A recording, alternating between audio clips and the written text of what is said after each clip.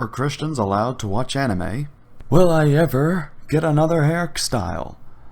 Also, well, actually, I don't have a third thing. Anyways, this is Theological Discussion, and we are going to start the show. So, here we go.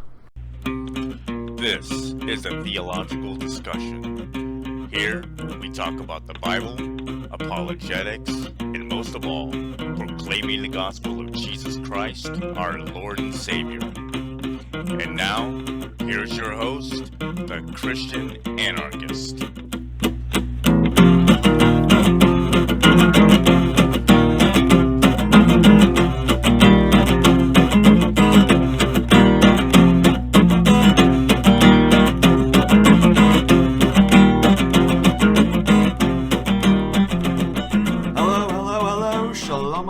And welcome.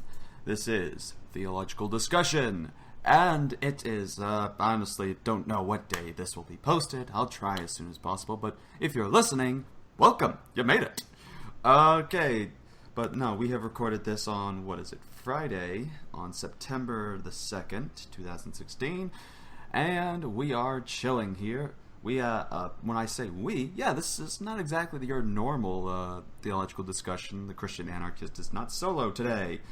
We've got some guests, and we're going to discuss a topic that I feel needs to be addressed, because I've encountered some who, on the internet, will state some things saying that when you're a Christian, that you need to abstain from things of the world, and apparently involves the concept of making sure you avoid anime. Why? Because it's satanic, demonic, has New World Order, Illuminati influences, and so on and so on. So we're going to discuss the topic of can a Christian believe this? With two guests I have, one you're familiar with, he's moderated one of my debates, and he's a good brother in Christ of mine. He is the creator and main voice actor for the YouTube show 12. Ladies and gentlemen, we have brother VekL in the house. VekL, how you doing? I am doing awesome today. Yes. And I am happy to be a part of this program because anime is one thing that actually I grew up on. If you look at my work, you can see that it is like an American trying to be anime, but failing greatly. But you can see the inspiration. But you can see the inspiration though. So yeah. Right on. And then our next guest is he goes by the name Puritan Otaku. He is a person on Twitter, and of course also has a Facebook thing as well you can check out.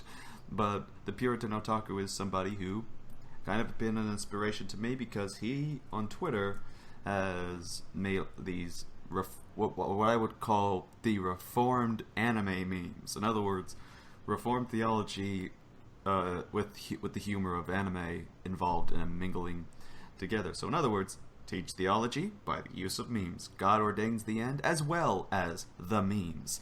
He is Puritan Otaku. Welcome to the program, Puritan. Thank you. It's good to be on, and very good use of wordplay. That's a dad level pun right there, guys. Congratulations. No problem. Not that I haven't done any of those on some of my memes, but I'm just like, what can I need to make a meme, but what should I do? I'm gonna do a variation on the Jeff Foxworthy thing where you might be a redneck if, and said it's you might be reformed if.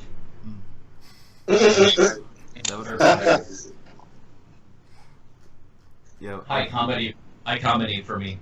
Yeah, I remember one of my favorite recent pictures, I believe, that you posted. If I'm correct, it's the one where it shows Master Roshi on a turtle, and he's like, "I come to teach you apologetics. Now get on the turtle." Yes, that is. I hadn't done memes in a while, and I was just kind of like, I'm sure there's like I could make it like really, I could do something about like ontological argument or something like that.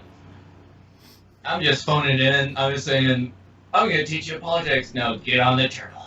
That's what that picture says to me. It spoke to me.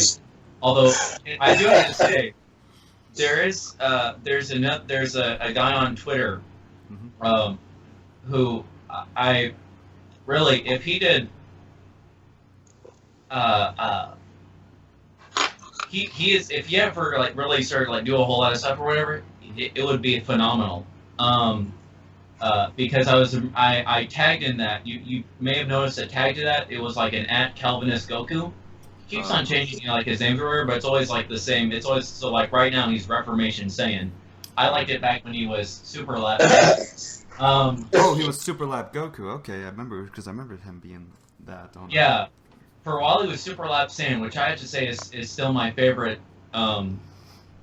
handle that he went by. But I mean, it's all the same. You know, it's Calvinist Goku basically. It's just he's like changed it. But if you notice, as far as like his response or whatever, he actually did like on GIF or whatever. But actually, he was actually using like actual arguments. And when he like does stuff and makes memes or whatever, he'll use the scripture or whatever in a way that puts me to shame. Also, his editing is much better than mine. I just stick up stuff on like Imgur or all that. I've done a few things here and there, and I'm just like, why do that when I could just have Master Roshi saying, "Get on the turtle"? Well, it's also funny, I mean, you mentioned, Keep it simple. I've noticed there's like a lot of people who are like, they have a reformed name, like there's Reformed Terriers and the Reformed, that young Batman thing, I forget which Batman series he's from, Reformed Bucky, Calvinist Godzilla, and my favorite, may I add, Pastor Roy Mustang. Yeah, that's actually one of the ones I kind of run on the side. I haven't, technically I run like 3 others, which, when I say run, I say I technically I somewhat keep them alive, although some of them I haven't like posted in. I want to do these in actual character, and then it sometimes are harder than others. But I do the Pastor Reformed Mustang. There's also Reformed Merrick, so of Yu-Gi-Oh! Yep. I swear my main reference material is not the Yu-Gi-Oh! Abridged series. Yeah, because that's the thing. That's the only way I know of Merrick, because we went to a convention. Me and my friends went to a convention one time. It was Akon, Dallas, Texas. Akon, what was it? 25? Maybe it was 26. I'm not too sure which day it was. But little Kuriboh was there, and my friend got a shirt from him, and she impressed him with his impersonation, which now me watching it, I wish I could have been there. The voice just always cracks me up with him doing the voice of Merrick. Watch Adult Swim, Bakura! Yeah, and he does all the characters. Also, the other one I do, which is you can tell this one was come up by a Baptist, or particularly one that's a member of the SBC, is I had to shorten it or whatever, so it kind of makes, but basically it's like Sunday school Yukari Sensei. Yep. So it's from Azumangudayo, which is, I have to say,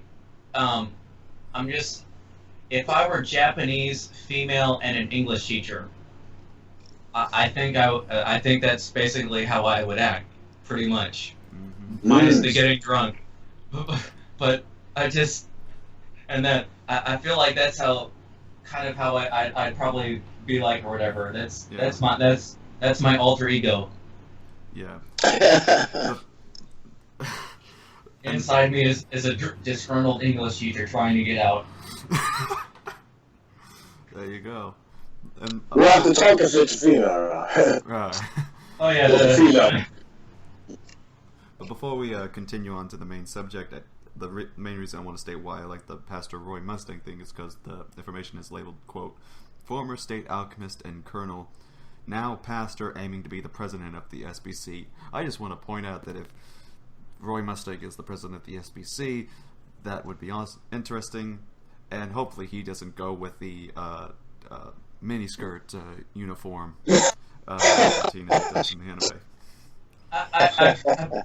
That was one of the things I can't remember if I've done that joke or whatever as far as like a tweet. I think I remember you did one time because I thought it was on the description thing, but then like, oh, it must have been a tweet or something. But yeah, I think you did make that joke. Yeah, or some like implied or something like that. Yeah, something like that, or it's like having to correct. I'm not saying that. Right. Yeah, mm-hmm. I definitely. Yeah, he's also, you can always, and also once again, as far as the level of my humor, just do fire puns. Just do fire puns, which works really great with the SBC, you know, if you're talking about like revival stuff or whatever. So I'm the one, I've done a whole bunch of like as far as like bringing the fire, and I'm the one who's supposed to be on fire, or, you know, et cetera, and so forth. Right. Alright, so let's go on to the main, diving into the topic, and that is anime and Christianity. So, first off, let's go ahead and get this question out of the way, that way we can explore it. So, judges, anime, is a Christian, prohibited, forbidden to take part in watching anime in any sense concerning, watching it as a way of entertainment or to learn the culture? Let's start with VekL, I guess. So. Okay. Yeah. I say absolutely not. It all depends on two things. Number one, if it's violating, if the content is violating anything that God commands us to abstain from, such as pornographic material, stuff like that. Now, if it's satanic, I probably wouldn't recommend it either. But Paul does say in 1 Corinthians 6 that all things are lawful, but not all things are expedient. So we know that expedient basically means that it's not fulfilling. It's not necessarily edifying. However, it's not going to kill you either. But remember, the rest of the passage goes on to say that and I'm not in front of my Bible right now, but that he will not be a slave or enslaved or overcome by these things that are not expedient. So, in other words, you can enjoy these things that are not necessarily edifying and bringing you closer to Christ per se. However, they can't overpower you either. In other words, they can't take precedence over Christ in your life. So, I know I love the show Full Metal Alchemist.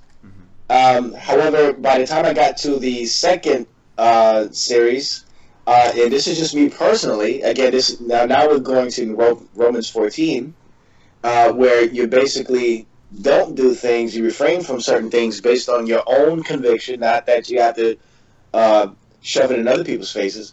But there are some elements in there that I just felt personally uncomfortable with, and I just stopped watching it. And we can talk about that later, what that was. But I just stopped it, and I was just like, yeah, okay, that's enough for me. And then I went on to another show. So I still watch anime. I just started watching Fairy Tail last night. I haven't finished episode 1 yet. You'll be in for a treat when you keep on watching. Yeah. And One Punch Man, I want that to come back. Man, I've only seen 12 episodes. I don't know if there are more out there now. But somebody needs to help me because I'm looking. I need my fix. There you go. So, Puritan, what are your what's what are your thoughts? Yes or no? Christians, should they be prohibited from this concept?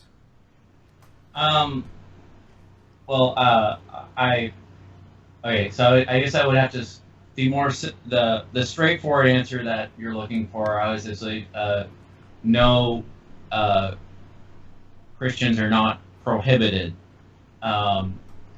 If to give a more as was mentioned, it does fall under the issue as far as Romans 14, which that chapter lays out that Christian can obviously, if your conscience allows you to do something and it's doesn't cause someone else to stumble, then you can do it. In particular, in Romans 14, the issue being discussed is as far as food, which, let's see, I'm trying to think.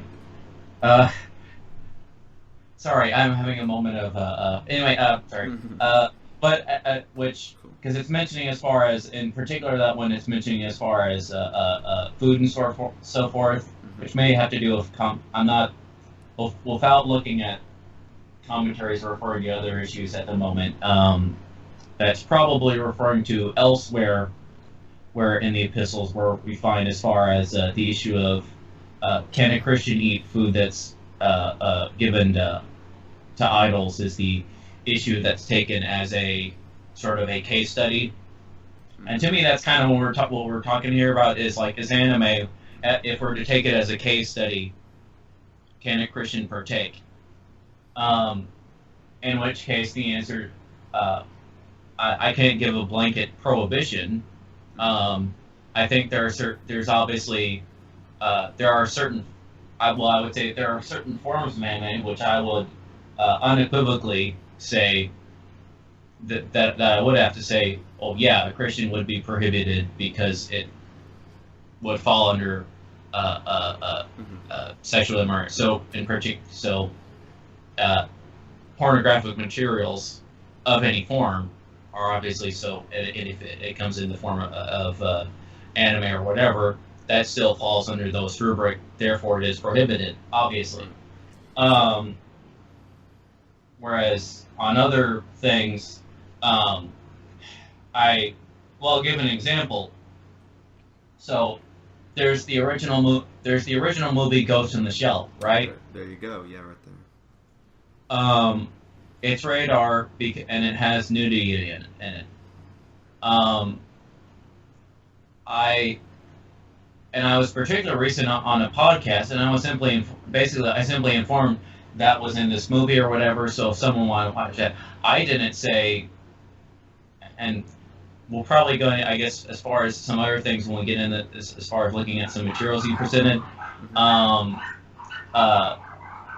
that where I will, whereas I compare what I would say, which is on which I did on a recent podcast when I was just talking about anime. I actually didn't say one way or another whether a Christian could watch it. I actually leave it up to them as far as whether they think whether they could watch a show like in particular the movie Ghost in the Shell. Right. The manga, from what I had heard, is where I was probably drawing more of a line. But the movie I was allowing, I was definitely implying a Romans 14 type issue, given that it was not of a sexual nature. It was just sort of, it's the weird early anime thing where you have, or like 90s, where there's nudity for some reason, and just, because I guess that's not nudity, how it's viewed in Japan, I guess does seem to be viewed as different as in the States. So I would use that. We focus on, like, basically, in America, we view always things in terms of, does it have nudity or sex in it? Which, to me, is, especially if we're considering the Sermon on the Mount, there's other stuff, too, which should actually go into consideration, which no one else really does. There's one anime I stopped watching, at least for a while, or I guess kind of decided I'll probably good for a void of it because of the level of violence, because it was making me more wrathful at the time, right, where I was in my life. So I just I had read the manga, and then after that I was like, I'm kind of going to stay away from the show for a while, at least. Whether I would go back or not, I probably don't really care. But I wouldn't put I wouldn't enforce it. I did it for me just because I was having issues at that moment at that time with wrath. So there's other things obviously that are in consideration, which don't get talked about a whole lot. So that's. So we've covered on that issue, and I would kind of agree. I mean, there's lines that we should draw. We should be careful with what we watch, and if it goes against our beliefs, then that should be something. Now, one thing that I want to cover is, and I just want a quick answer from VekL. I've heard the claim before from one person that, and this was the same thing for even like in music, is that if it's okay for one person to like just look and listen to one like Christian rock band or something like that, then we pretty much allow the supposed originated pagan roots to also be infiltrated to the church, since why stop there? So I guess it means like try to answer the objection if someone's like says to you, well, if you're gonna watch that, why just stop there? Why not say that other people they are able to allow to watch all this other stuff that does have like lust and stuff involved in it? I mean, what are your objections to people that be like, it's either all or nothing if you're going to do something? You can't be like you're familiar with this term, the cherry picker. Right. Well, again, the only thing I can think of is to refer them back to Romans 14. We have to take into consideration when we're meeting people of different walks of life that they have a different background, they have a different mindset than yourselves and ourselves. So it would be if we're causing somebody to practice legalism, that in and of itself is a sin, a violation of what we see in Romans 14. We don't want to cause our brother or sister to stumble by making them do something that is against their own convictions. So, if they don't feel convicted by a certain thing, and if it's not expedient, it's not unlawful, and but not expedient, then people need to make that discernment and say, okay, you know what, I personally wouldn't watch that, but hey. But if it's something that's like very blatant, like if it's blatantly satanic or blatantly pornographic or anything like that, I do think that as Christians, we do have an obligation to inform our brother and sister politely and just say, hey, brother, I mean, why are you watching that? But again, it's all about discernment, because it's easy for people who are not fans of anime. They can look at something they've never seen before and immediately judge it. So I think cordial and civil discussion should start first, and the person who's watching the anime should say, "Listen, let me show you what I'm watching, and you tell me, and let's talk about it, and tell me what you think is evil about it, and why I shouldn't watch it." And then take it from there. But again, all I keep referring to is back to 1 Corinthians 6. I guess that would be my answer. Mm-hmm. Good answer. Now, I want to point out one thing, that this was something that someone pointed out, and this is obviously going to be one of the common problems people have. If some people are familiar with the channel, the Puritan Pictures, he has done some sort of quote-unquote in-depth study on anime, and that he used to be a part of this when he said that he was in the world and all that. And he said that if you look and study anime, it basically introduces you to the Illuminati agenda, and it teaches Satanism and New World Order teachings within it, and it just indoctrinates you without you being aware. So I'm putting some of the pictures that he has displayed to try to demonstrate this from a couple of animes.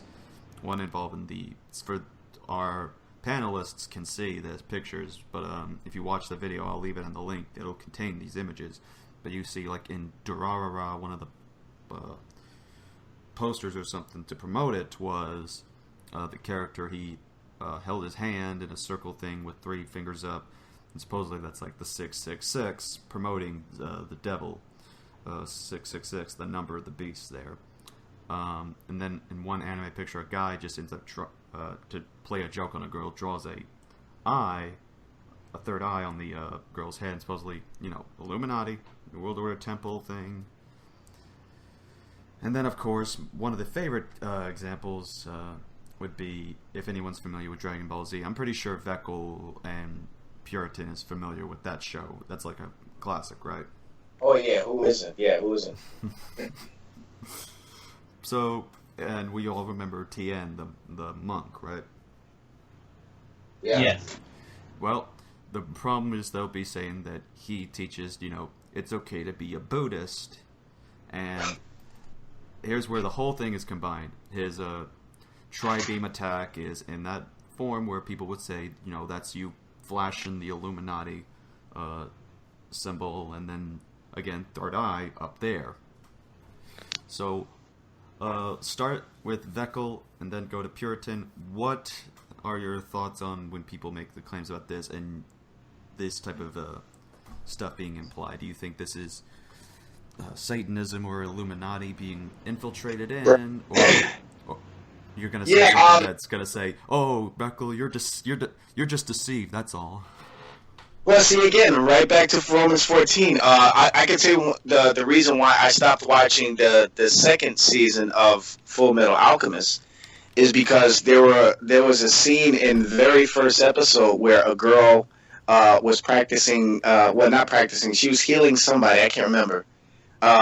And when she called on her power to do so, a pentagram popped up on the floor where she was standing. And in Full Metal, anybody who's familiar with Full Metal Alchemist, you see a lot of these symbols that almost look like a pentagram pop up here and there, but you don't see that until the beginning of the second season. And I forget the name of that one. I know I don't know if the first one is called Brotherhood or if the second one is called Brother. I can't remember. But it was, all I remember was a little girl. She was a good guy, but when she called on her power to heal somebody, a pentagram popped up on the floor, and that's when. And again, this is my personal issue. I mean, I'm not saying that Christians shouldn't watch it and they're going to hell or they're going to lose their salvation or that you're not a Christian at all if you watch it. I'm just saying, I'm speaking for VekL, for myself. And I said, you know what, I think I'm done. But on the other side, there are sometimes cases where I do see something satanic, and I'll just, or maybe slightly symbolic, but not as blatant as what I saw there. Like, for instance, here's another one. Chrono Cross. Is it Chrono Cross? No, Chrono Crusade. Now, that story is about some academy of nuns that actually go out fighting. They're like warrior nuns. And one of them meets, I guess, befriends a demon. Now, the demon looks like a little kid, like he's in his late teens or something like that. And he wants to be good. He doesn't want to be like the other demons. But when he gets mad, he becomes like really, he transforms into this ugly, really, really big demon, ugly demon-like guy, I guess, and, where he's able to beat other demons. And I kind of looked at that and says, okay, I can see somebody looking at this and saying they're trying to make evil look good and good look like, like it's just wishy-washy and just not worth anything. So, but I kept watching that one because to me, it wasn't that blatant. So I just watched it and, yeah. So again, it's just right back to Romans 14, but based on your personal conviction. Don't shove your opinions in other people's faces unless it's not blatantly violating God. So. Well, then that would lead me to one question I would ask for your opinion on. Have you ever heard of Blue Exorcist? Yes, I have, but I haven't seen it. Well, the main story of it being that the main character, Rin, is going through a tough time and finds out that while he's being hunted by demons, apparently he finds out from an adoptive father, that apparently he is the son of Satan. He was a spawn of Satan that was left into the human world, and then later, of course, and then after the first episode, of course, he despises Satan and wants to kill him. So he trains to be an exorcist, and he's trying to be good. Shows he's like this very lovable type of a character, but still a bit of a brat, just because he's young, and of course, if you watch the English dub, because he's voiced by Johnny Young Bosch. But I digress. But you get this concept. What are your thoughts on that type of thing? Do you think that that's something that would probably limit you from watching it, or do you think that would also be something bad, or what are your thoughts?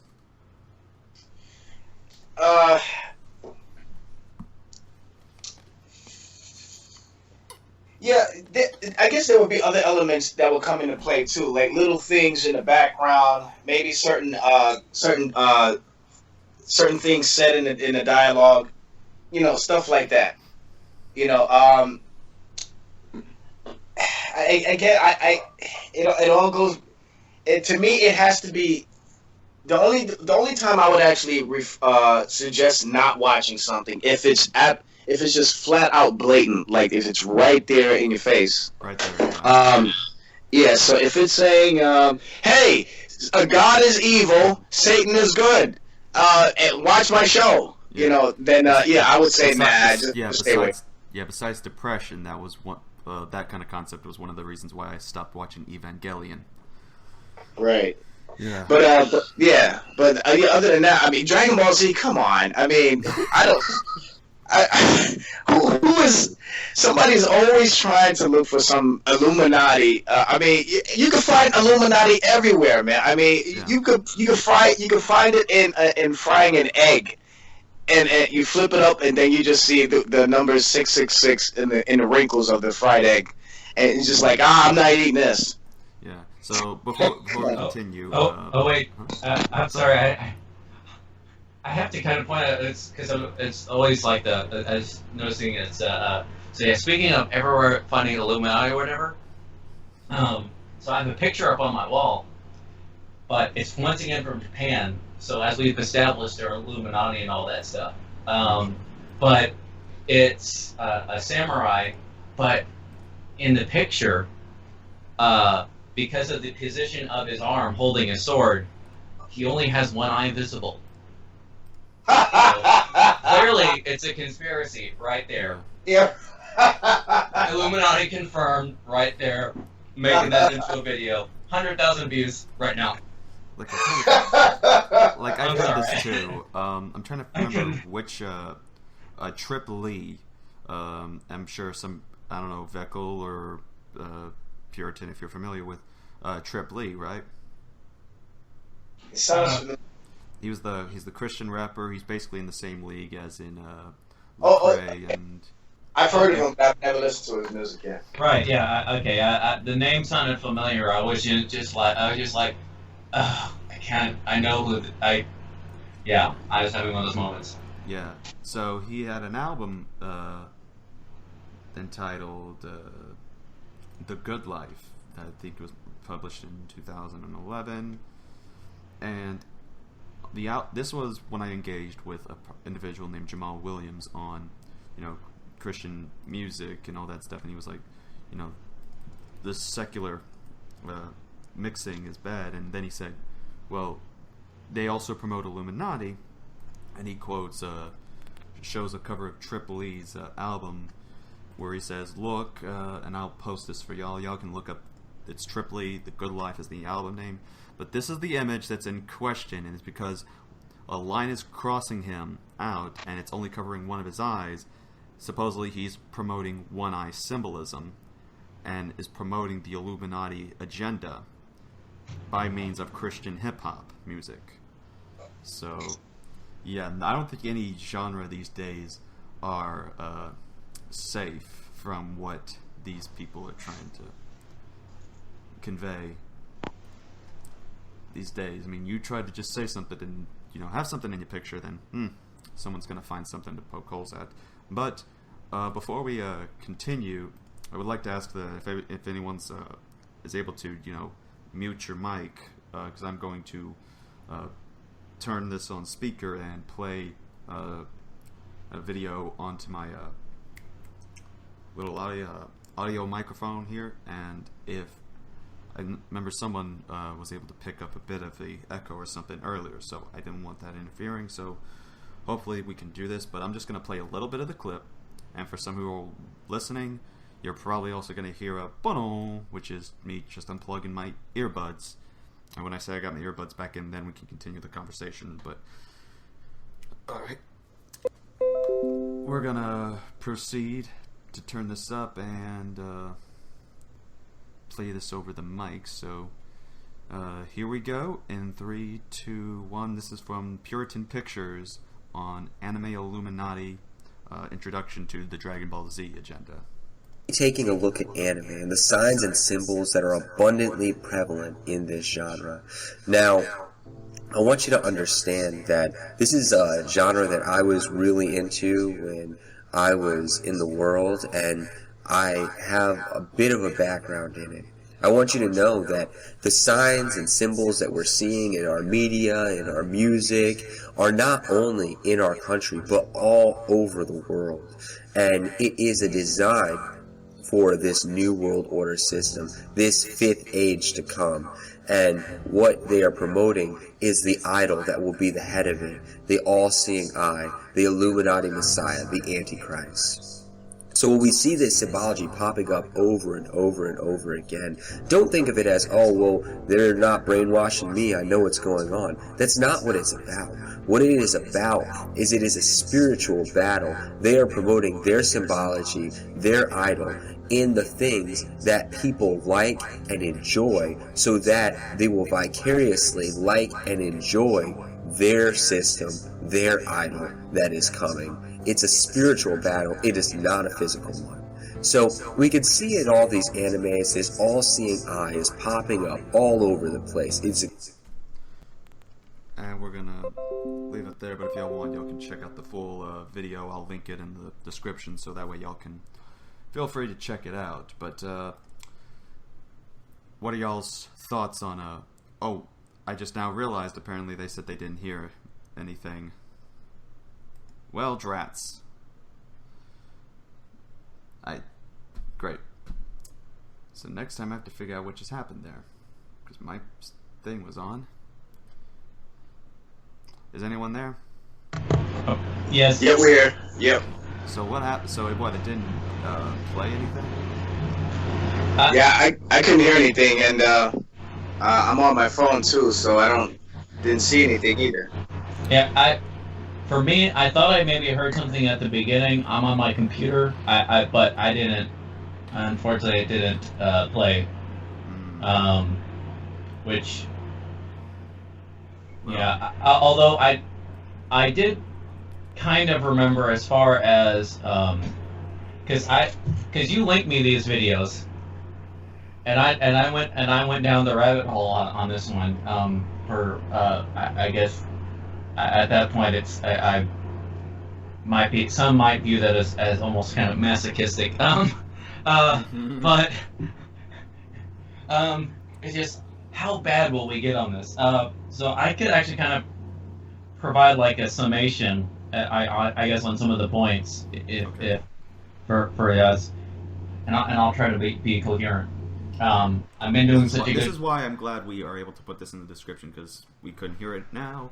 Well, you can go check it out yourself whenever we have the podcast uploaded. So, yeah. So, because I don't know what you play back, I'll try to give the brief points. The issue was, it was referring to finding images, like someone might have like finding like a 666, for example, with or. The common stuff would be just like trying to find images and so forth. So like the third eye with Tien would be an example. And he went into particular as far as trying to approach as far as like New Age beliefs or something like that. I kind of interesting or whatever, because although this would be more Buddhist, and I'd be curious as far as how much he knows as far as the third eye, but he conflates that with, the one eye image or whatever, which is not a good thing to do, especially from different cultures or whatever, as far as how one is perceived in another. Just throwing that out there.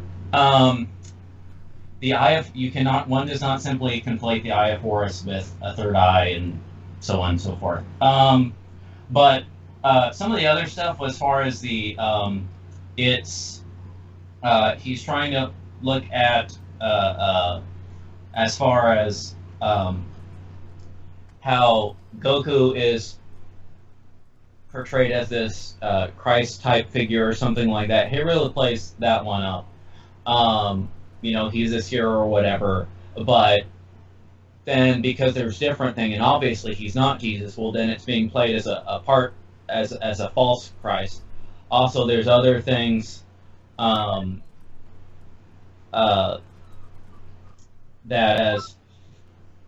there's some other things that will be mentioned as far as that we're trying to conflate, as far as, so like Goku, because he lands on a pod, or the space pod or whatever, and lands on Earth.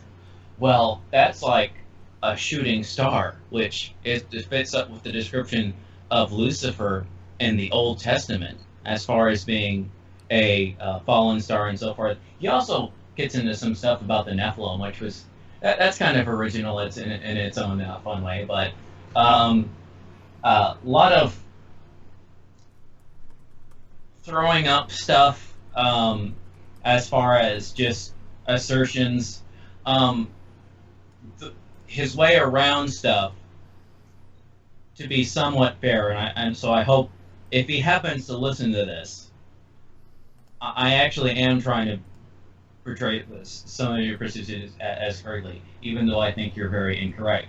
But is that, and I can at least understand what it is, and I can at least kind of somewhat understand sympathetically in a way as far as what he's trying to do, is that his argument would be, because this is being made by unbelievers, and this is why his definition of the Illuminati, which becomes something like, now I want you to understand the Illuminati is not this group of old guys trying to conquer the world and all that, although it sometimes is. It is this world system representing a system of unbelief, or the system of unbelief or something. Of unbelief, which he is actually then drawing from biblical categories, in the sense that it would be, obviously he would look at verses such, which like they're in my Bible too. I use the ESV, but they're in there as well. Last time I checked, as far as this world being ownership of the prince of the power of the air, so that referring to the devil and so forth, and obviously unbelievers, the state of an unbeliever being rejecting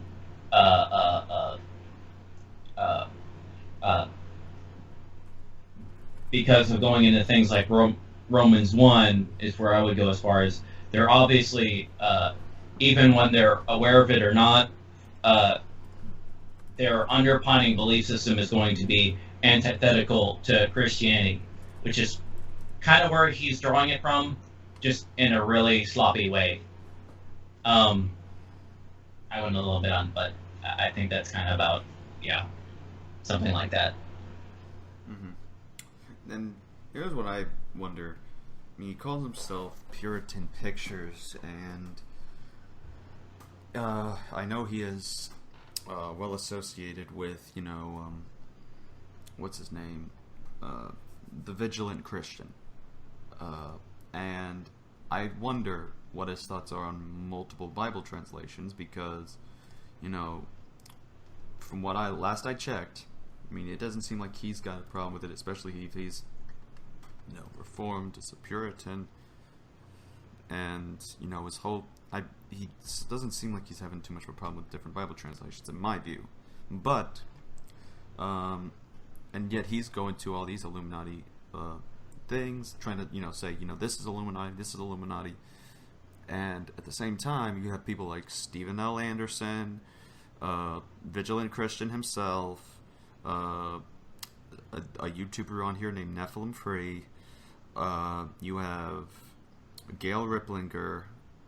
All these people that are out there that are saying that these modern versions, like the ESV that you were talking about, are part of the Illuminati, New World Order, to deceive us and to get us into believe and follow the Antichrist.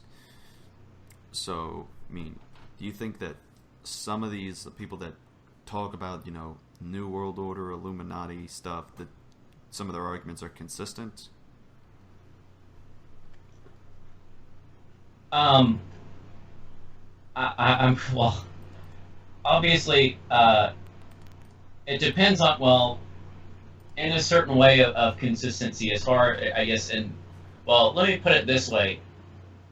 It sort of follows along kind of similar lines and they're gonna hate me for using this thing, but I'm sorry. It's sort of a similar thing, and it's because if you look at the interpretive lens they look into the world and how they interpret evidence is a lot along the line, is very similar as far as the same way someone that is like either a Marxist historian or a Holocaust denier is, in which there actually is a method of which they're using, and they will actually be I feel bad for actually putting the because they're some of the old school Marxist historians are actually kind of somewhat are actually potentially worth reading. Obviously, Holocaust deniers not so much, unless you want an example of here's how not to do history. For example, a Holocaust denier, and people wonder how you could actually, we have all these videos and stuff. How could someone actually hold on to this view? Well, what they'll do is they'll pick up a few scattered facts here and there. So, for example, in the United States, one of the first big examples of that shocked Americans as far as Holocaust denial was an interview that was, and kind of a debate that was done several decades ago between one of the preeminent Holocaust deniers and someone who survived the Holocaust, and they were actually out at Auschwitz. So they were an eyewitness there. And the point that shocked everyone, and the studio audience included, because they didn't, that were shocked by this, is because the Holocaust denier was actually able to catch this woman in reporting something incorrectly, not intentionally, but the thing in particular was she was insistent that at Auschwitz the Nazis used human remains to make lampshades, soap, all sorts of things like that. And she was emphatic as far as her saying that she had seen these things. And perhaps if there's any listeners or whatever who are involved in or either are cops or aware of or know cop procedures, they will know that that eyewitness testimony is only reliable up to a certain extent, especially if there's a whole lot of emotional event. It's not that they can't report on an event, it's just that some of the details, if they hear someone else say that they saw this, they'll start taking out on it. So in this case, it was the whole rumor as far as there was a rumor circulating that the Nazis were doing this at Auschwitz. They were using this. That was the rumor that turned out to be, there was not really any evidence of.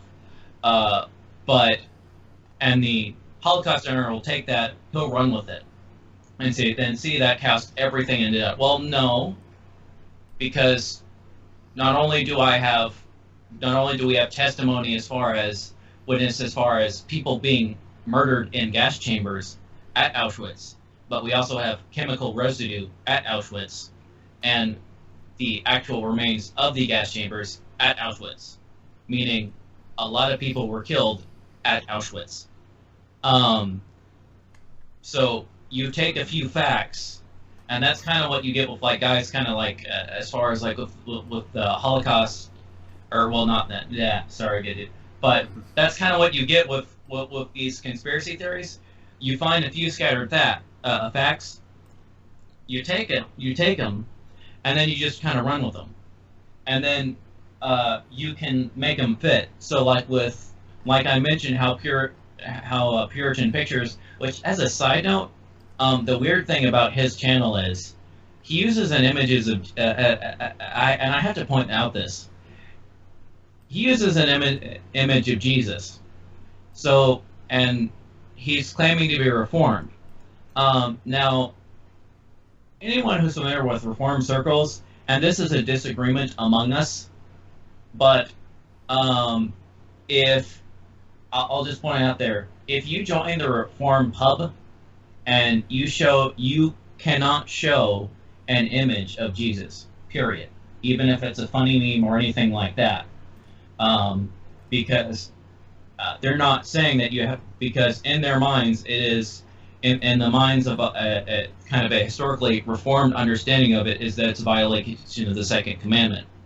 So I find that weird that, and even if one doesn't believe it, most people that deal with Reformed folk or whatever, and so like me, I'm not fully, but you'll still never see me like share an image with Jesus on it or something, just out of respect for my brethren, or because it's a Roman 14's issue. In other words, I'm not going to force that or whatever. Not like I'm the same reason I'm not going to send my brother VekL over here images from Full Metal Alchemist when they're doing the transmutation circles, out of respect.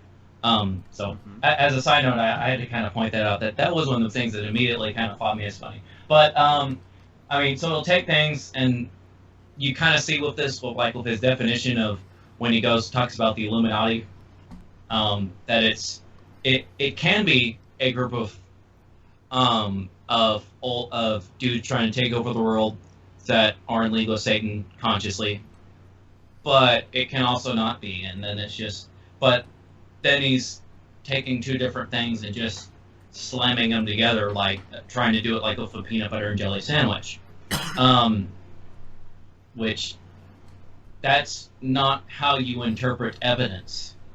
Right. There has to be a level of discernment that has to be practiced too. You know, even when in just basic communication with people, you may meet somebody for the first time and they may come off very rude or whatnot and stuff like that. But you know, I don't think it'd be kind of stupid to kind of just jump the gun and say, "Oh, this person's probably just a jerk every day." I think we should learn to give things and people the benefit of the doubt, and to see if there's a consistency with the behavior or the content, whatever it is. And if it's consistent, then we say, okay, you know what, this thing or that person is intrinsically satanic or evil. I need to stay away from this or that. You know, and that's the way I look at it with anime. If I see a constant pattern, something, and again, this is a Romans 14 issue. This is my personal issue. If I see something that seems to be consistent, and like little innuendos here and there about Satan being good and God being evil, then I'm just going to say, I'm done with the show. I probably won't recommend it to other people, but if I hear another Christian say, hey, I would like to see it, I probably would. I would politely share my opinion, right, but I would say, you know, okay, yeah, go ahead and check it out, you know. Yeah, because I mean, I think the same thing. For example, when I brought up the Exorcist, because, you know, you kind of might see that implication with Satan in the, because apparently this girl, this woman, which turned out to be that guy's mom, you know, actually, you know what? Not even going to say anything because I just realized you haven't seen it. We'll talk about that in private. So I don't want to spoil anything because this is at the end. Spoiler! I can't believe myself. You caught yourself. That's the important thing. Thank you. Before you spoiled something, you did it before. So yes. So yes, we're gonna try to make sure we're spoiler free on here. but I can't promise anything.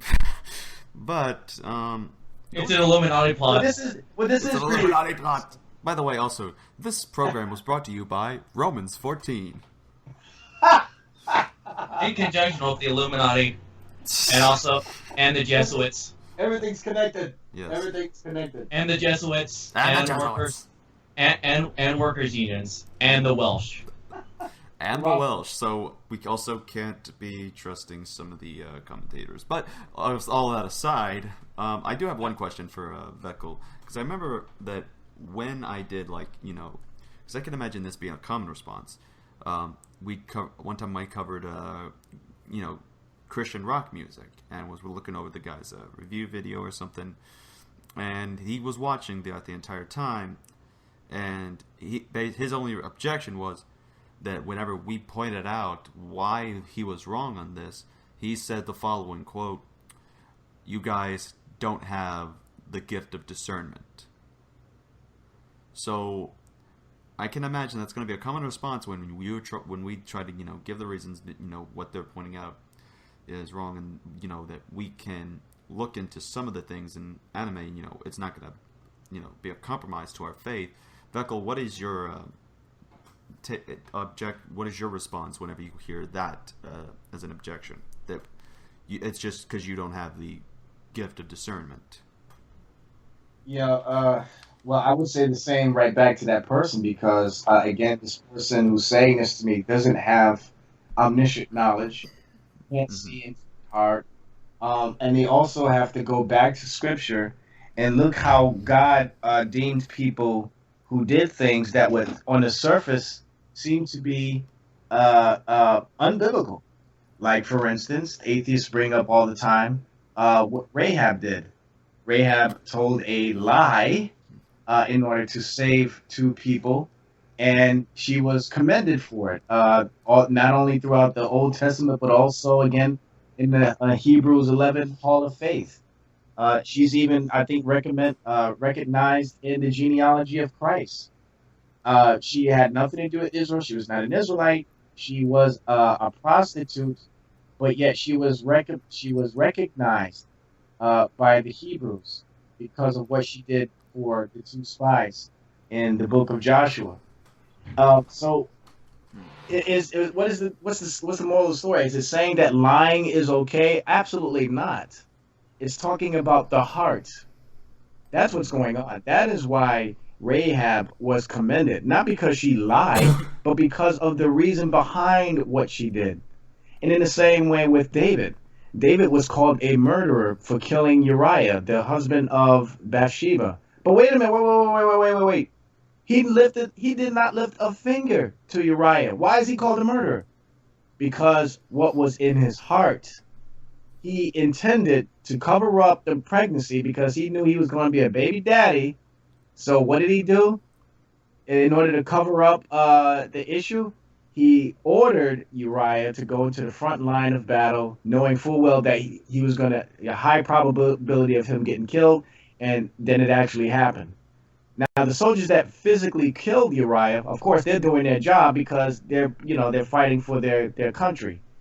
But David knew what he was doing. Mm-hmm. That's why he was considered a murderer, and that's why Jesus in Matthew 15 says, "It's not what goes into your mouth that defiles you, but what comes out from the heart. These things are what defiles you." So if you're watching an anime solely for the purpose of lusting after the big body parts on the female characters, God's going to hold you accountable for that, more so than a person who's watching Full Metal Alchemist and just happens to stumble upon a random scene with these circles on the floor that happen to look satanic. Mm-hmm. Because you're not looking for it. You're not looking for these circles to pop on the floor and say, "Oh yeah, man, that is cool." Let me pause this. Let me pause this for a minute and get down on my knees and work Satan. And this is coming from the guy that gets uncomfortable whenever those things are brought up in the show. Right. So again, it's my personal conviction. I just said, you know what? I'm just going to stop here and then go on to another show. But that's just me. I'm not going to go around with a bullhorn to every church and say, "Don't watch Full Metal Alchemist Season 2. Well, there you go. You know? So, All right, so I'm getting an echo. All right, there, we're clear. is that me? I think it may have been, not sure, but we're good. We're in the clear now. One of the things that I will probably I want to test on one thing, because I think this is another issue that is common in the movement, and I've covered a part of this in a paragraph of one of my blogs on deliverance ministries, which VekL, if you want, that could be a topic we can tackle together on a podcast on another day.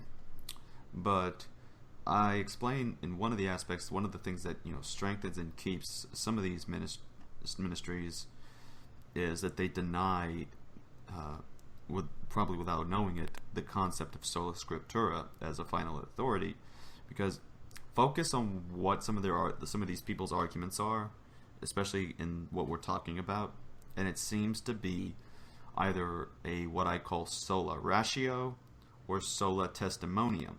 In other words, it's either to them reason alone as final authority. Solar ratio? Man, that sounds itchy. Yeah. I'm gonna hurt you. I got a case of that last summer. That was not fun. Gotta put some cream on that one. Oh Yeah. my goodness, we're really talking about this.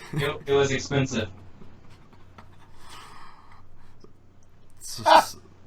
Solar ratio itch cream, now available along with that ridiculous KFC suntan lotion that smells like fried chicken. Apparently, I kid you not. There is legitimately that you can get on their store. I am serious that you can actually. Fried chicken cream.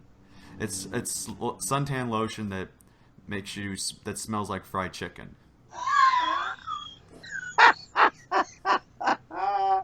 And not just any chicken, extra crispy chicken. Oh, wow. Yeah, you gotta remember that new kernel that's for some odd reason has to be deep tanned.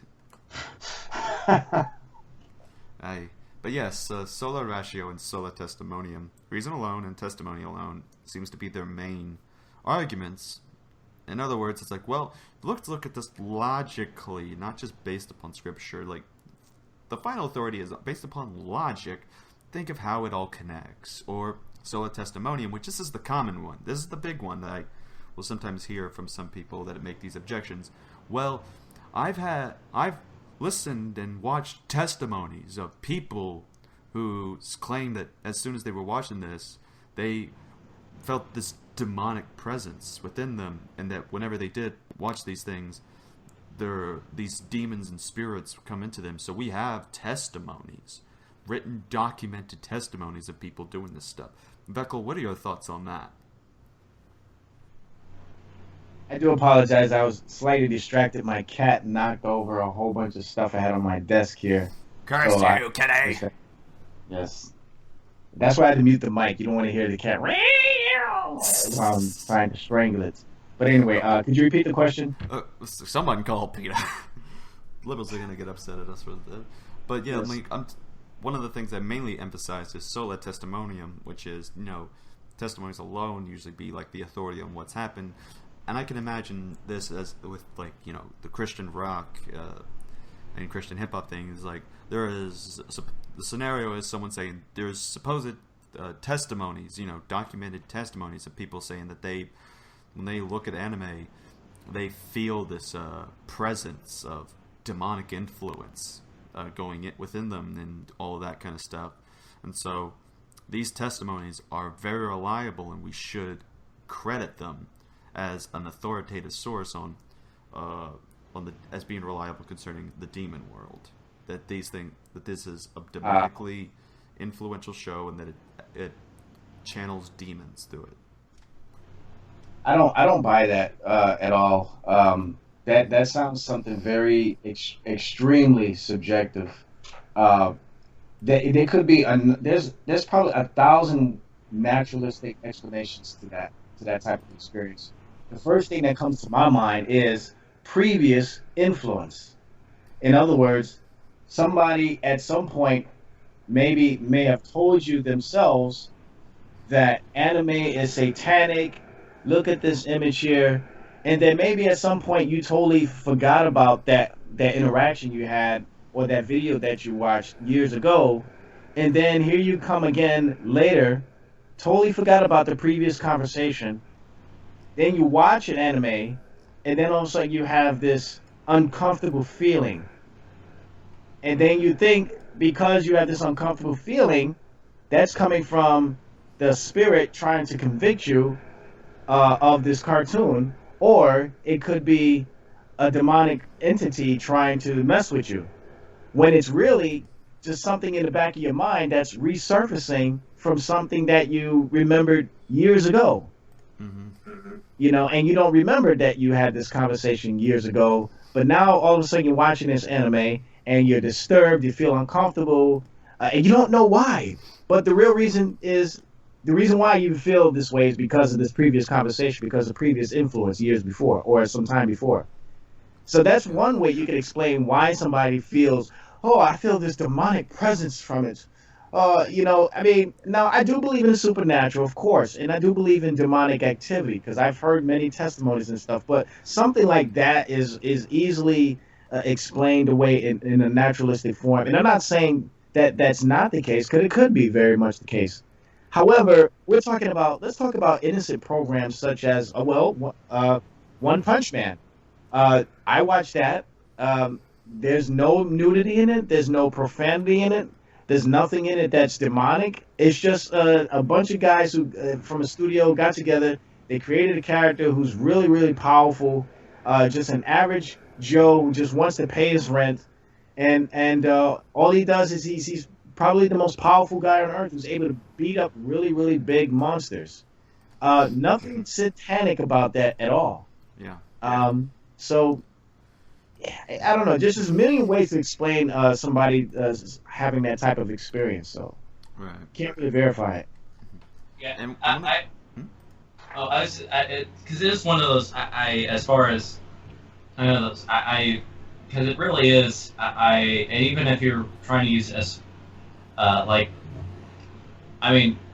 testimonies and experiences are useful, and obviously we're human beings, so we have to factor those in. But ultimately, our authority, as far as my handbook, as far as I guess that is authoritative on subjects involving the demonic, is going to be the Bible, not what I heard on TBN, not what I heard from someone who, and this is the thing, and also this is probably going to be the same people that are dismissing us already, if they're still even listening.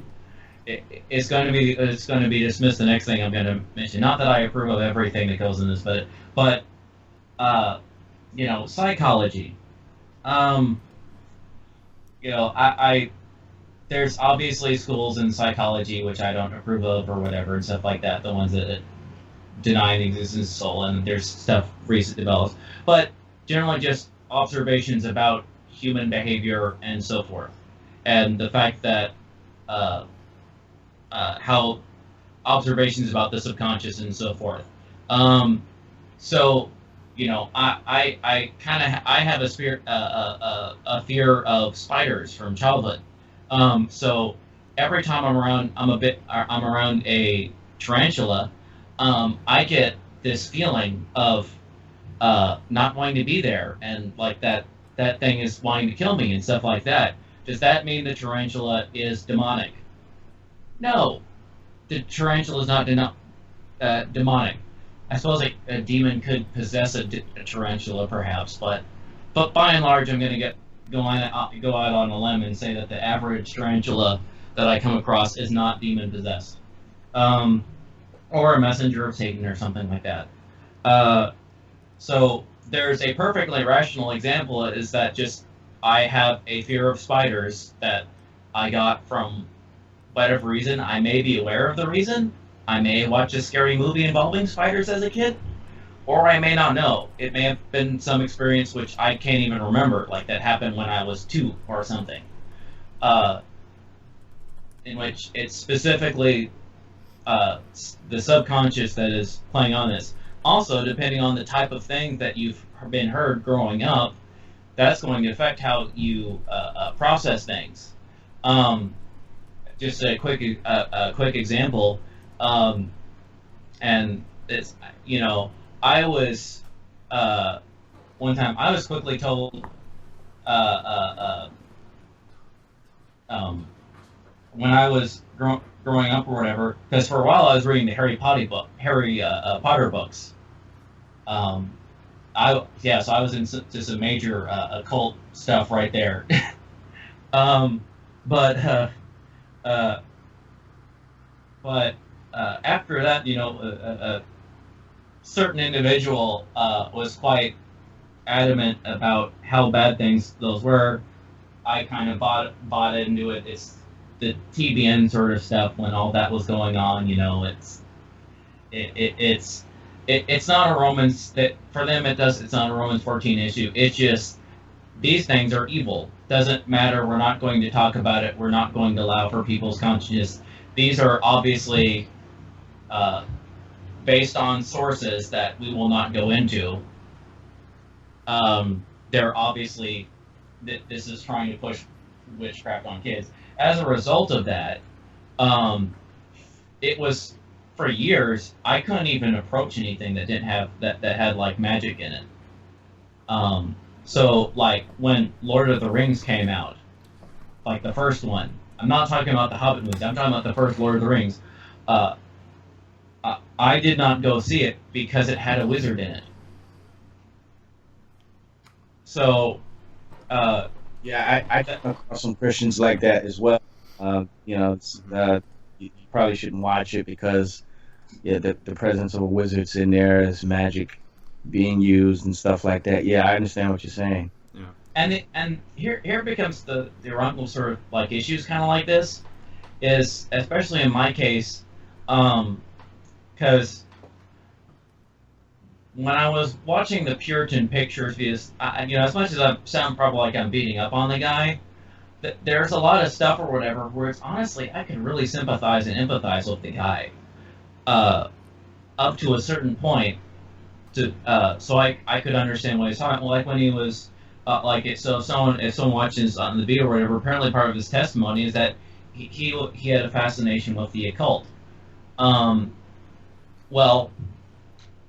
When I was in high school, I kind of, I had my buffer zones or whatever and stuff like that. But I would specifically kind of go, maybe kind of be more interested in stuff that involves the occult or at least folklore or something like that. Generally, I would try to, obviously the spirit was worried that kept me away from certain things. But as a result, I actually know probably more about I probably know more about the occult, and I am not an expert. I am not anything or whatever. I probably know more about like most of the stuff that the guy from Puritan Pictures actually talks about and claims to know these things. As far as because apparently he used to like draw occult symbols and stuff like that. But I mean, I actually. I never tried to summon anything or cast a spell or any sort of stuff like that, but I was saved by my Pharisaical tendencies as a high schooler, being grown up in a church environment. From doing that, not that that's a good thing or anything like that, but so I actually kind of have somewhat of a knowledge or whatever. Like I've actually flipped through like a few pages of a book on actual alchemy or whatever from that happened to be in the library at the public college I attended and stuff like that. Of course, that's probably confirming that I'm secretly like an Illuminati sleeper agent or something like that. You're just kind of taking a peek at it or something, or? Well, I kind of looked at it and stuff, and I was actually kind of read some of the stuff or whatever. After a while, I kind of like, yeah, this is going with some weird directions and stuff like that. It was part historical interests, like I could go on a little bit, but it's one of those. It's kind of a weird thing in its old form. The same thing with astrology, as far as how it's actually. Well, I'm one of these weird guys that, like, now my interests on the subject are basically more along the lines of, well, let me put it this way. Every year, the discussions about Halloween are almost kind of funny to me at this point. And I don't mean this in any disrespect or anything, and I respect people if they decide they don't want to do a Halloween or something like that. I respect people. I know, John MacArthur is one of those individuals, and I respect him for that he does not want to do that. That's what he was. But the thing is that there only seems to be like two groups of people that really seem to emphatically declare they know where Halloween came from. Mm-hmm. And that is specifically Christians who think that it's just completely, the devil, basically. Yeah. And then on the other side, it's Satanists and Wiccans, which anyone who's actually familiar with the modern day, like, Satanists and Wiccans or whatever, their sense of history is not so good. The anachronistic readings of events and Reconstructionism, that's what they do. Also, Satanists they like to make up stuff and say things just to freak out Christians. Let's just be perfectly honest. Most Satanists do not actually believe in Satan. At best, they think he's a symbol. Very few will you actually find someone who probably actually, like, sacrifices a goat or something to Satan. Mm-hmm. But so when I go into the debates as far as Halloween, I mean, historically, there's some things I can draw on, but the biggest things I'm going to go for are Guy Fawkes Day in England, as far as it goes. But as far as its modern form, before the 20th century, everything else is drastically different. I could better draw comparisons from Christmas and tracing it to pagan roots than I could do with Halloween. As far as lines, as far as that I can direct draw to things that were once pagan that got incorporated. I can do that much more with Christmas than I can do with Halloween. Mm-hmm. I may make a comment on something. Yeah. I mean, there are, I guess some people would say, associations and all that kind of stuff. But, and I remember this was maybe when you were talking about, like, supposedly like your sleeper cell Illuminati thing. I remember one time I was celebrating my aunt's birthday, and the place we happened to have celebrated this at was at, like, some area at on, like, some kind of agricultural museum, old town Western civilization, like, museum or something like that. And there was a church area nearby that you could see what churches were like in that day. But the place we ate, I noticed when we were at the entrance, there was that little G Freemason sign on there, and then I looked and saw that apparently we were at a place where a group of Freemasons gathered back then, or something like that. Apparently this was a gathering of Freemasons area, but last I checked, I mean, some people in the family, had heard about Freemasonry, and we definitely weren't Freemasons. Some people are like, what the heck is that? What's a Freemason? So some people are either foreign to it, or they didn't like it, and they just weren't even aware of the thing in the building that's there. And, I mean, just because we happen to have been eaten there didn't mean, we're part of the Illuminati Freemasons and that we believe what the Freemasons believe. It's just, guilt by association fallacy, and, like, where we were at that time, at that building, didn't mean we agree with what was probably going on in that building, Yeah, it's because I mean, as far as my understanding, as far as like when you get as far as actual kind of Freemason kind of quote unquote doctrine, yeah, it's not Christian. It's very much out of the Enlightenment. It's not. So in that sense, and very deistic and so forth. So in that sense, it's satanic, in the sense that it's deism and Christianity do not go together. Right. They are opposed to one another. And so in that sense, it's satanic. Right. As far as the actual thing, do I think there's like satanic stuff going on if you're a 33rd degree Mason? I'm probably gonna go out on a limb and just say probably not. And it's even then one of those things. I would put it this way. Even if you could, even if it was proved to me, and actually I used to be really big on conspiracy theory stuff or whatever. I have a DVD dedicated to federal stuff about the Federal Reserve. They will not say it will not. It's not demonic, but I do not like the Federal Reserve. But anyway, another issue anyway.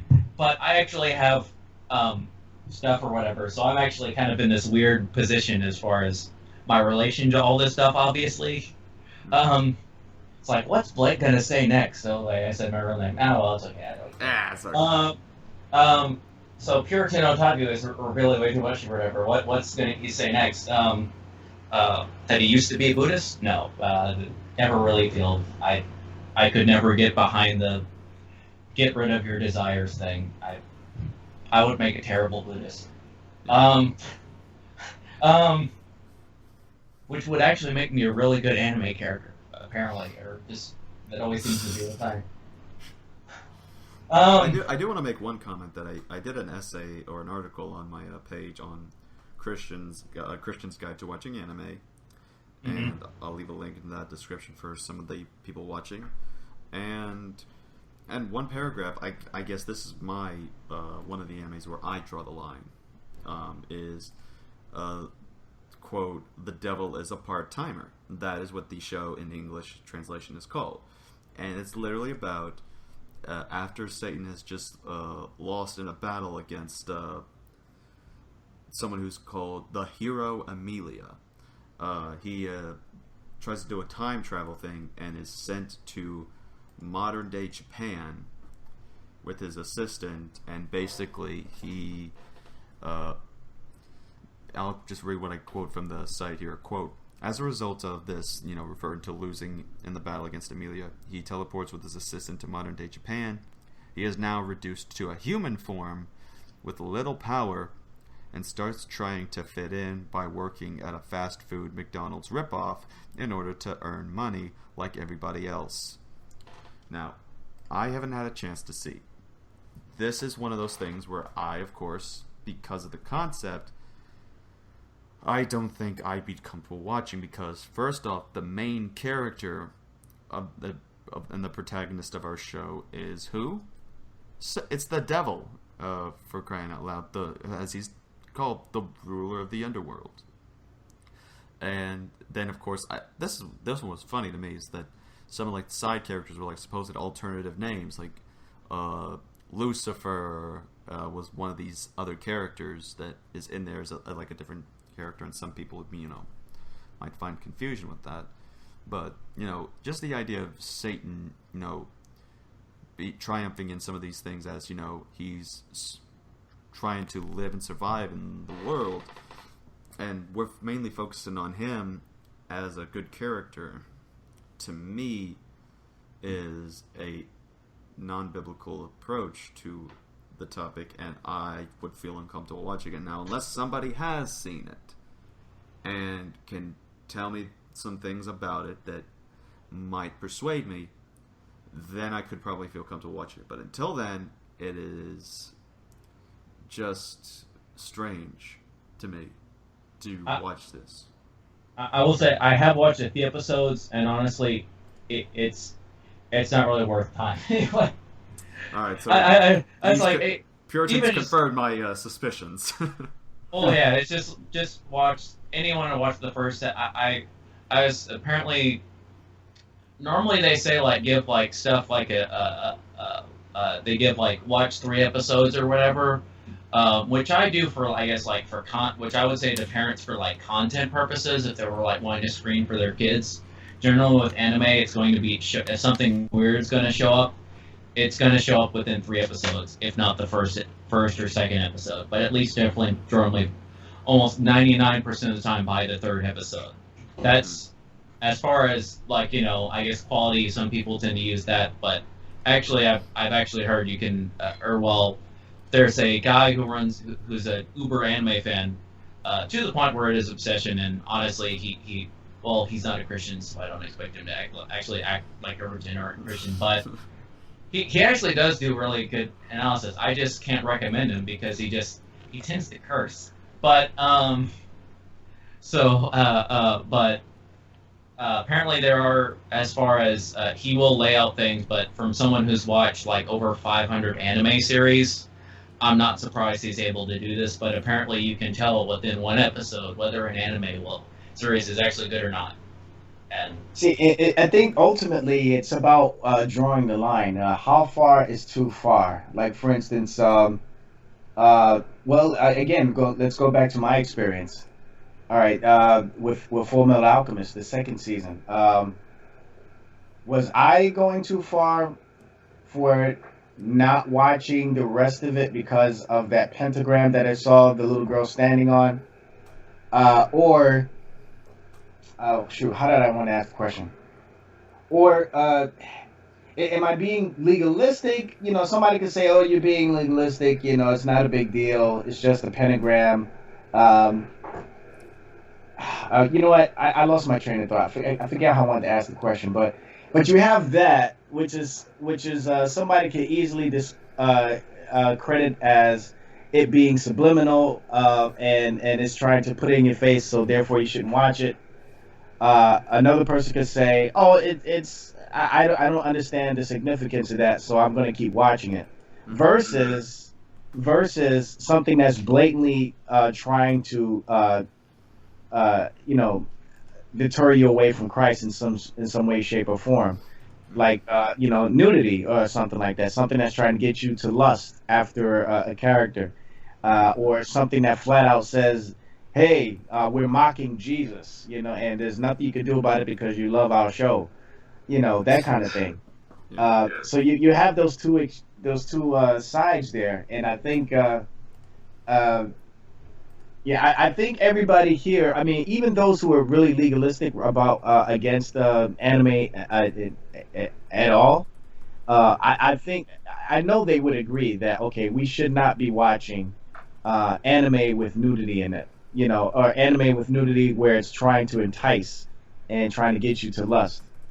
But when you got things just like, again, One Punch Man, no nudity, no profanity, no gore in it, except for when he's killing the monsters.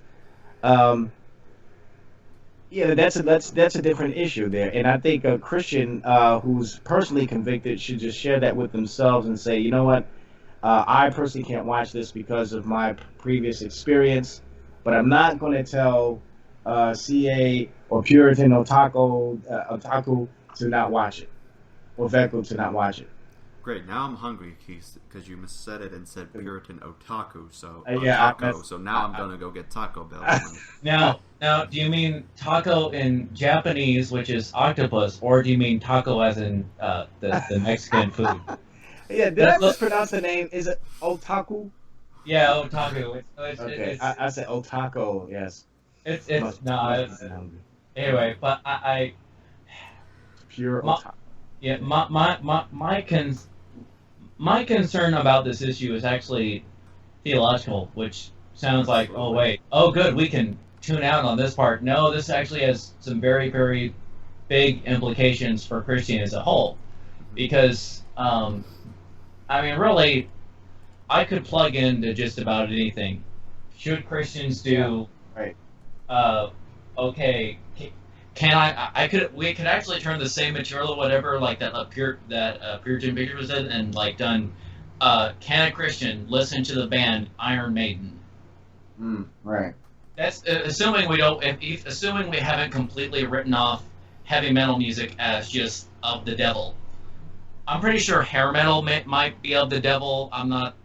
I don't think that's probably as far as I'm going to say. Well, we can even talk about things like celebrating Christmas. Yeah. Oh yeah.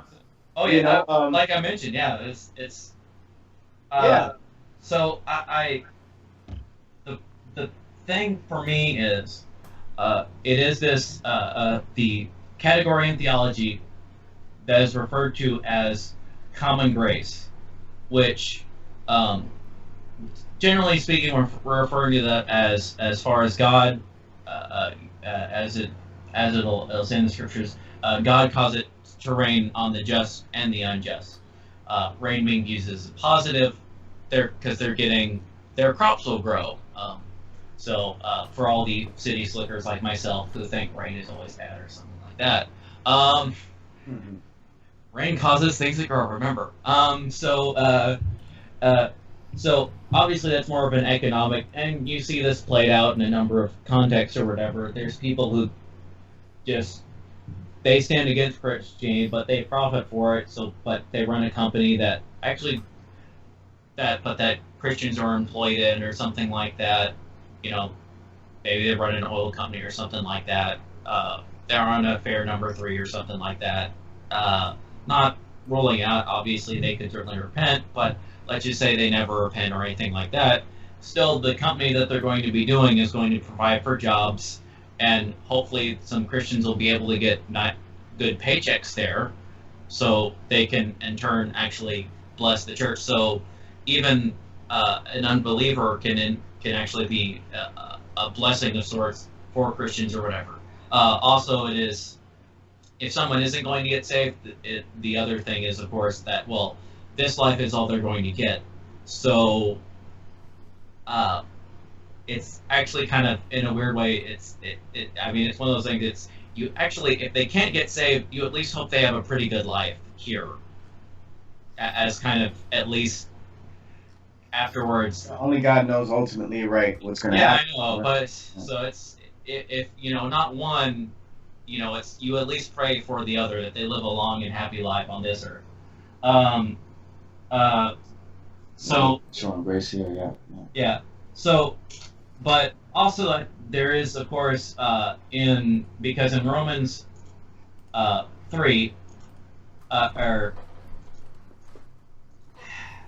of course my software is not responding. Okay, but well, I'll just refer to it, and I'm pretty sure it's in Romans 3. But it's after in Romans 1 you have of course it's after Romans 1, but in Romans 1 you have it quite laid out, the antithesis between a believer and an unbeliever, and that all have, and it's the exchanging the truth of God for a lie. Right. That is, those are the two categories we are given. After that, in Rome, which it sounds like you might be referring to verses 1 through 8, where it talks about God being righteous, and Paul even expresses how even the unrighteousness and faithlessness of man still glorifies God in some way, shape, or form. Okay. I was thinking as far as in Romans 3, when Paul actually gives kind of this, he's talking to his Jewish audience, and you've had the law, but you haven't even you haven't lived it out, so therefore your circumcision is actually an uncircumcision. Right. And then he creates, and there's this one verse, it's in the 20s, if that helps, but it's oh wait, my software server's one, so I can actually turn to that or click on there. I think it's like 28. And this will have to be the last point because we gotta wrap up. Okay, up yeah, sorry. Let's see. Oh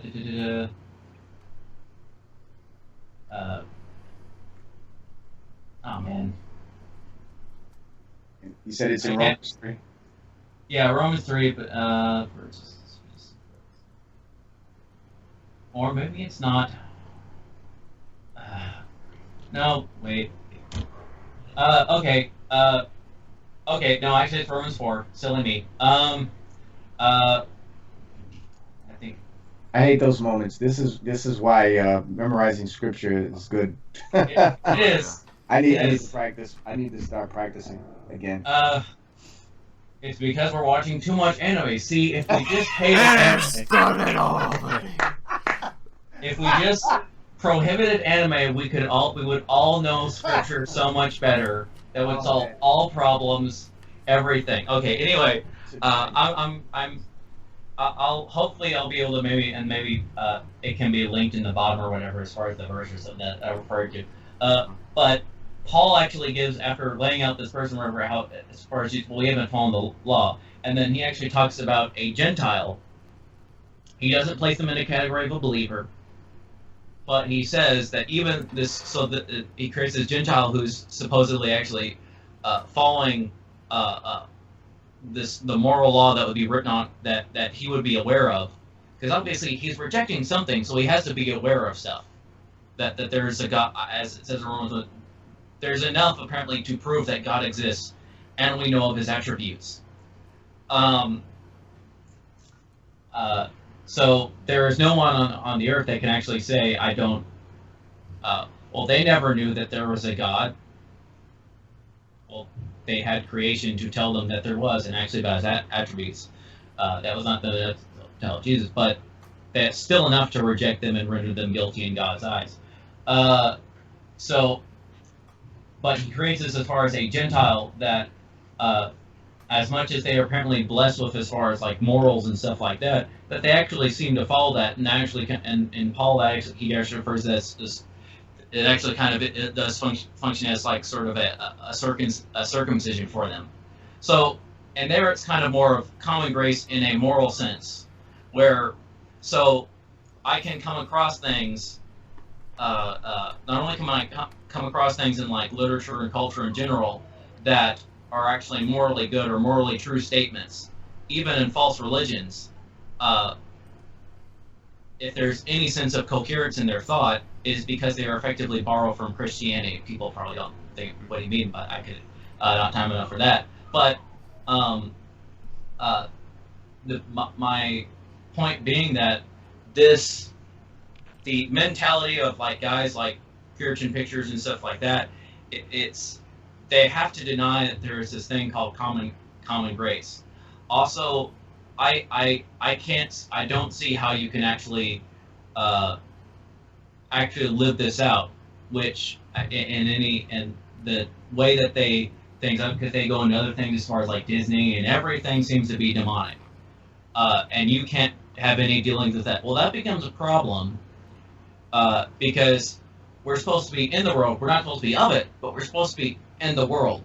In other words, with all respect to my Anabaptist brethren, I cannot do the Amish thing. I cannot go out and move out somewhere, which is really the only way I could imagine to pull off what these guys what these YouTubers are saying, is to create my own little Christian ghetto somewhere, and only use certain things, and maintain it on myself. Because I living in a fallen world is messy. It's not that, and what they're saying is, so this means we have, and I can see it, is, here's what I'm not saying, even though they're probably going to be hear me saying, if they've listened this long. What I am not saying, we in any way compromise the gospel or our sanctification. I cannot state that emphatically enough. And if anime as a whole is somehow a stumbling block for a believer, they can do that. And if they're willing to do that, I applaud them or whatever. One of the things that was most telling about the problem with this viewpoint that I see, whether it's with music or whether it's approaches to music or whatever, is on when Puritan Pictures, when he was referring to some of the comments he received, there was one person who was sending him a comment asking him for help, saying, should I get rid of anime? I just want to please God. I think this might be a stumbling block. I don't know. I don't know. Now, maybe he did try to get in private within contact probably to get a little bit more detail or something like that. I'm trying to think good of my brother. As much as I've been dogging on him or whatever, I do believe he's my brother, the gentleman who runs Puritan Pictures. I just think he is in gray area on this. But when he was talking about it and these issues, and we was referring to that comment, there's a young person trying, or from what it sounded like, trying to work these things out, and just wanting help. I'm trying to figure this out. If a person like that came to me, one, I would probably ask details maybe a little bit, although I would probably have to say, I don't know, you may have to. Depending on why you in particular thing is. And I would generally say the best thing you actually need to go is to talk to your elders at your church and talk to them with this issue to see if maybe it is, might have to, you may not have to. I would say even a person like that is off to a good start if they're already admitting it to somebody else. Yeah. Just the way it was. It's a problem. So. Yeah, just the way that it was being presented, and his answer was because he didn't want to say it out because he's trying to say, I'm not being legalistic, but which basically there's the new form of legalism is to do everything but say it, even though your implication by anyone who has followed your argument knows that there is only one Christian answer to what you've been saying, which is basically to say, well, I can't take any part of this. If they're following it out. They just will not say the words, I prohibit you from doing this, which I would actually respect more. I have to be honest. I don't mean to... I'm not saying that to be offensive or anything. I could respect someone just saying, this is evil, take no part in it, versus this, well, I don't want to say it, but these things, and I don't see how a Christian could do that. Don't play games with me. If you, I know you care about people's souls or whatever. So just tell me straight up if you think something's demonic or something like that, and then we can talk about it. Trying to pretend the other thing. That's what gets. And I don't care whether it's anime, music, movies, whatever. Go down the list. I don't care. We could have been talking about, like I said, we could have been talking about heavy metal for all or secular music. Hey, we could have been talking about Baroque classical music. Yep. Not all those guys were Christians. Which I like, by the way. Yeah, right. Yeah, we're gonna have to leave it off here. We've gone a bit over the time we needed for the podcast, but I that's my fault. That's cool. That's cool. Well, we did have a good conversation so far. I think we covered on several good grounds from Brother VekL and Brother Puritan. And it's I think this was a good show. In my opinion, we covered some things, and hopefully this be edifying for those who are listening. But thank y'all for coming on the podcast, and we are now going to take it over to the praying segment. So till then, myself, I will take it away.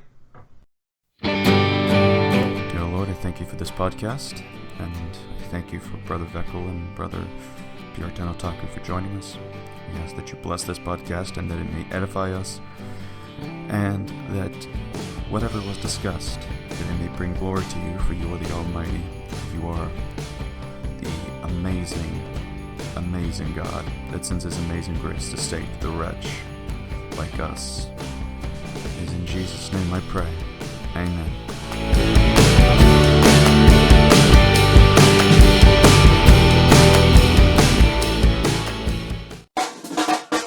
That's all for Theological Discussion. Tune in next time and maybe we'll just read the entire Baptist faith and message. Shalom Aleichem. Peace be upon you, because I wish that upon you. Have a great day.